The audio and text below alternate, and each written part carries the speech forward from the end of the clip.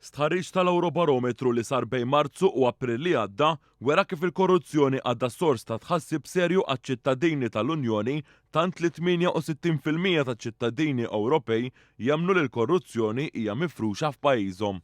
Jirriżulta li meta mqabbel ma' Diċembru tal-2019 f'20 stat membru tal-Unjoni Ewropea il-proporzjon ta' dawk li jħossu l-korruzzjoni f'pajjiżhom żdiedet naqas f'20 stat membru.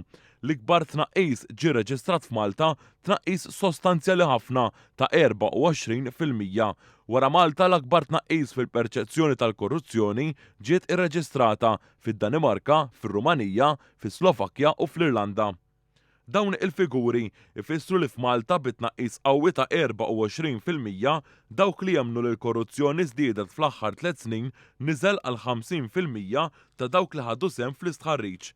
Madwar l-Unjoni Ewropea din il-figura niżlet b'1% għal 41%. L-istħarriġ tal-Eurobarometru ġie ppubblikat fl-istess jum li l-Kummissjoni Ewropea ħarġet ir-rapport dwar is-saltna ta' dritt li fih irrikonoxxiet ir-riformi li qed jagħmel il-Gvern Malti f'dan il-qasam. Mill-istħarriġ joħroġ ukoll li fl-Unjoni Ewropea kollha kemm hi kien f'Malta li ġiet irreġistrata sitwazzjoni fejn in-nies jafu aktar minn qabel fejn għandhom jirrappurtaw il-korruzzjoni żieda 13%. Wara Malta ġew il-Bulgarija, il-Kroazja u l-Irlanda. Dan l-arfin naqas diversi pajjiżi Ewropej oħra, partikolarment fil-Greċja fejn naqas b'12%.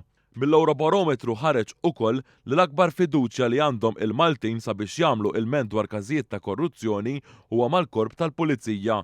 Wara fuq nett tal-lista jiġi l-Ombudsman, imbagħad l-Aġenzija Speċjalizzata kontra il-Korruzzjoni u l-Midja fost l-oħrajn.